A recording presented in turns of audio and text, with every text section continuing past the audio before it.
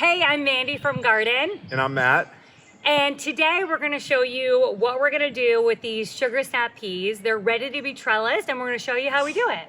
Absolutely, and not only is this a benefit for trellising the sugar snap peas, but this is a way to protect our other plants as they grow from friends around the garden like chickens who have decided, unfortunately, to excavate this container. I think I fixed it up. It's got some greens, a variety of greens in there they dug up. It's recovering now, but I want to make sure it's protected from future excavations. So Yeah. We'll show you how we do it. We're going to be using bamboo here, and we're going to be interweaving it. And it's super simple. I like doing it this way because it's an alternative to using a tomato cage, which you can't build with a tomato cage around existing plants very easily. And also, if you ever need to take it apart or pull it out, it's next to impossible to do without killing your plants. Great point. All right, so we're going to put these bamboo poles in, and yeah, I'm your assistant. Tell me exactly what you want me to do. Okay, let's do it. Well, just like we always do, we're going to start off by staking, one at a time. And so I'm going to start by putting the edging in. So I'm going to put one in each corner. So this is with raised container plants. So the way we're going to do, imagine this was a raised bed. That's more typical of how where you would use something like this.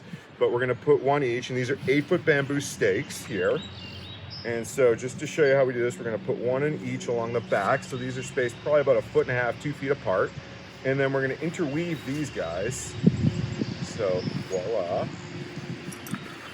And we can, yep. This can be tricky. One thing I found, leave some extra distance along each side. Now it's not going to be very tight just yet. But once we put the second one in, and you want to go the reverse order to weave it, boom, boom, boom. Now it's starting to get a little stiffer as we can feel. A little tougher to weave in. I'll put the bottom couple really tight, and then I'll give more spacing as we get higher up.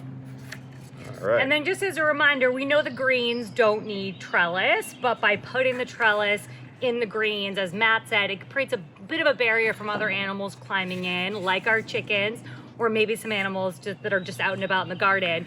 But also, it's going to give the sugar snap peas, which you can see we seeded pretty heavily in these fabric pots. It's going to give them more room to branch out and hopefully create more blooms and more sugar snap pods for us. Awesome. All right, this is looking really good.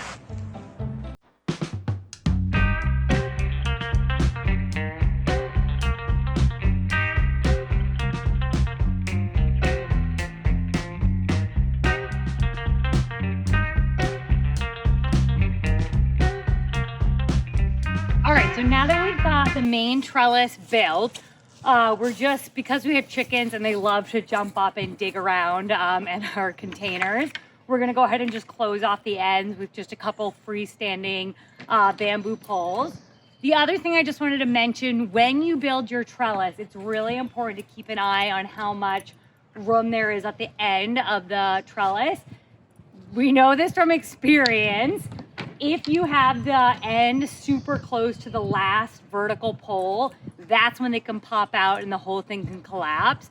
So make sure you've got we've left about 1 foot. So it's our last vertical pole and then about 1 foot of space of the weave through pole, just so it's less likely to pop off and then kind of collapse the structure. So this is the end of it. We're just gonna pop a couple poles in like Matt did there just to keep the chickens out. That's a very unique issue to us. If you don't have chickens, you don't have to do this part. But yeah, go ahead, Matt. Yeah, one other thing, I'm just putting a couple in. I'm kind of putting them where I can lock in the fence, just give one extra support, just weaving through a couple straggler poles. The more the merrier, but do be careful. If something starts breaking apart, be careful. You start sliding them to fix it. Next thing you know, the whole thing implodes. So it's not a terrible idea to tie stuff either.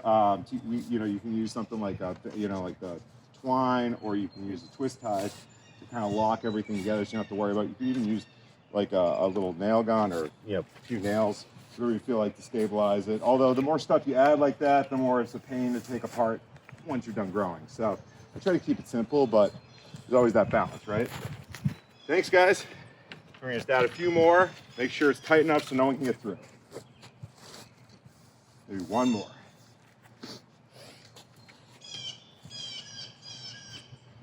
fairly good prison, but I'm sure someone's going to make it through. Awesome. Thanks so much for joining us, you guys. Good luck trellising your plants.